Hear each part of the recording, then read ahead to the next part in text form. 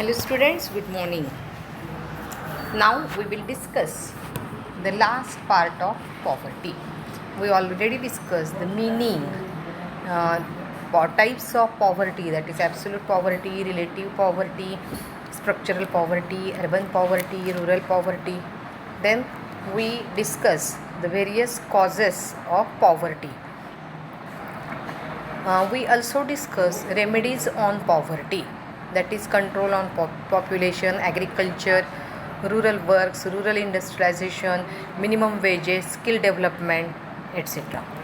Today we will discuss the measures of removal of poverty. Remedies and measures both are similar. Okay, so see, first point is also related with the remedies only, control of population. Second, more facilities for education. आपण काय केलं पाहिजे की एज्युकेशनच्या facilities वाढवल्या पाहिजेत. म्हणजे काय होईल, एज्युकेशन मिळालं की मुलं काय करतील, त्यांना जॉब मिळेल किंवा ते काय करू शकतात, ते स्वतःचा बिझनेस चालू करू शकतात आणि मग पॉवर्टी रिडक्शनला मदत होईल. मोर फॅसिलिटीज फॉर एज्युकेशन.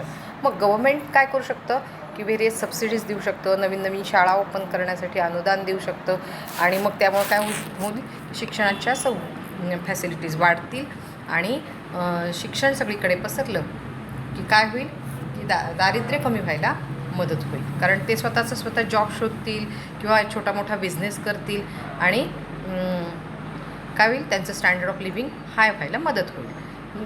थर्ड आहे इंडस्ट्रियल डेव्हलपमेंट.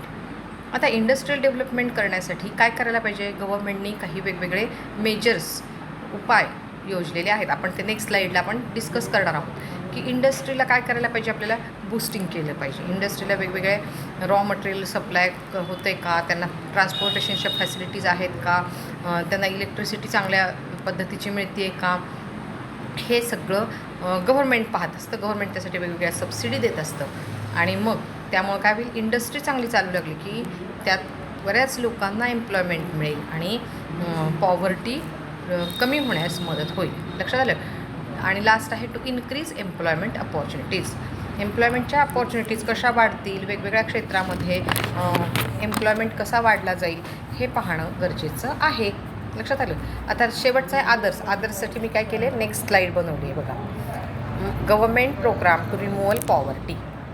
गव्हर्मेंटनी वेगवेगळे प्रोग्राम्स अरेंज केलेले आहेत की ज्यामुळे काय होईल की पॉवर्टी रिडक्शन होण्यास मदत होईल. तर कोणते आहे, याचे फुल फॉर्म्स तुम्हाला सगळ्यांना आले पाहिजेत.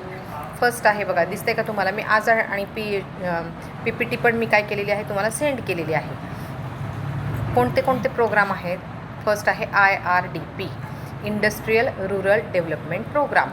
गव्हर्मेंटनी काय केलेलं आहे की एक प्रोग्राम बनवला आहे की ज्यामुळं काय होईल की ग्रामीण भागाची डेव्हलपमेंट होण्यासाठी मदत होईल. वेगवेगळ्या योजना आखलेल्या आहेत, वेगवेगळे प्रोग्राम आहेत, वेगवेगळे प्लॅन आहेत आणि ते इम्प्लिमेंट करण्यासाठी वेगवेगळी ऑथॉरिटी आहे.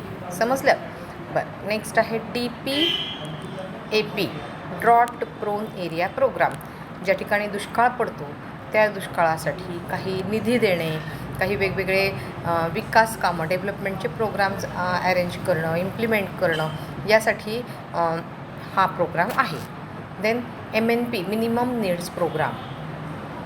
ज्या काय आपल्या मिनिमम फूड, शेल्टर, क्लोदिंग या काय मिनिमम नीड्स असतील त्या फुलफिल होण्यासाठी खूप सारे गव्हर्मेंट प्रोग्राम करत असतं. ते त्या लोकांपर्यंत पोचता आल्या पाहिजे ते सगळे प्रोग्राम.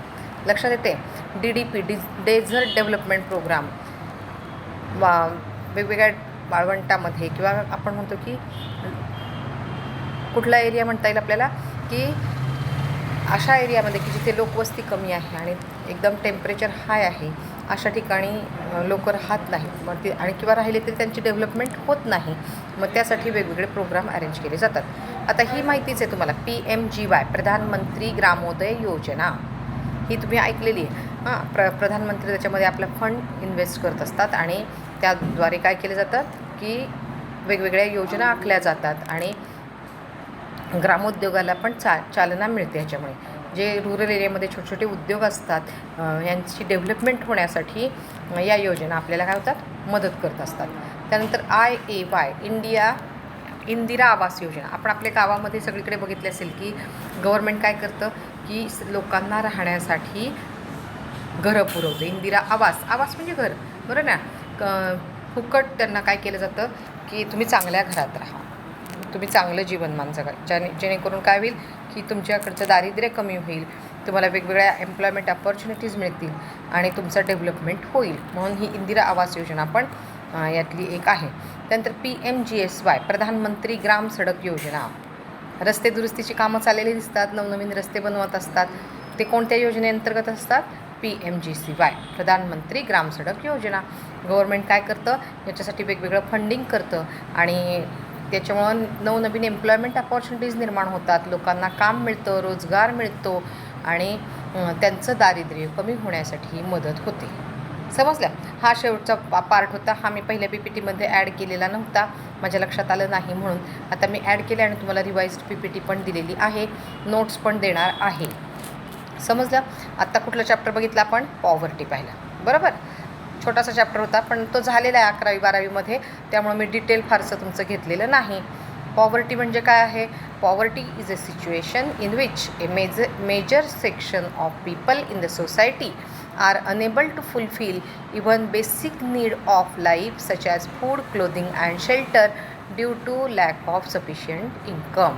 पुरेसं उत्पन्न नसल्यामुळं हे लोक काय आहेत की आपल्या बेसिक नीड फुलफिल करू शकत नाहीत आणि त्यामुळं त्या दरिद्री राहतात, असं दारिद्र्याचा अर्थ आहे, बरोबर. त्यानंतर आपण ते वेगवेगळे टाईप्स बघितले, कॉजेस बघितले, रेमेडीज बघितल्या, मेजर्स बघितले आणि गव्हर्मेंटल प्रोग्राम कोणकोणते आहेत, गव्हर्मेंट काय इनिशिएट घेते, गव्हर्मेंट कोणते एफर्ट्स करते पॉवर्टी रिडक्शनसाठी, हे पण आपण डिस्कस केलं. ठीक आहे. मला असं वाटतं की बऱ्यापैकी हा टॉपिक तुम्हाला समजला असेल. छोटासाच भाग राहिला होता. मी खरं आज रिजनल बॅलन्स सुरू करणार होते, पण एकदम माझ्या लक्षात आलं की हे रेमेडियल मेजर्स किंवा गव्हर्मेंटचे जे काही प्लॅन्स आहेत, गव्हर्मेंटच्या काही योजना आहेत, याबद्दल तुम्हाला माहिती असणं आवश्यक आहे आणि म्हणून मी पुन्हा हे ॲडिशनल तयार केलं आणि ते तुम्हाला सेंड करते. ठीक आहे. समजून घ्या, ऐका व्यवस्थित, लिहून काढा. Okay, bye.